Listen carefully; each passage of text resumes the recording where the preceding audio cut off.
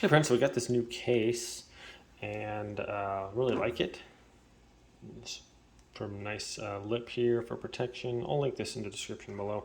Only thing was the plug-in here. So it was a little, note how it's rounded now. It wasn't like that before. It was straight. So we have not an Apple approved, not an Apple, I guess, original product here. It's just one that you can buy from Amazon.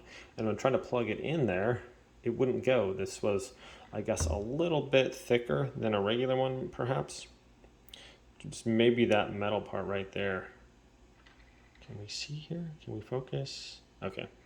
So this, maybe this little lip right here was all it was hanging up on. But be that as it may, maybe I think the Apple ones are a little bit thinner. So I was like, well, darn it. It was literally hanging up on that part. You can see where it was straight. That's all the difference what it was. So it's literally that little tiny yellow or that edge around there.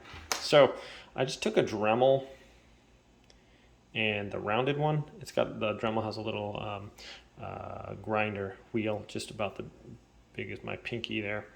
And I just took that on there. It popped off everything, so I just had that one little case part. And then I just Dremeled that so it's a little rounded, and now it fits fine. So if you have a case like that and you're like, darn it, I can't even plug my thing in now, that's kind of not cool. I don't want to have to take my cover off every time I want to charge my phone. And yeah, so this is the solution. If you don't have a Dremel, you could use a file. Dremel just made it really easy just because you can just kind of hold it there. It took a few seconds to do it.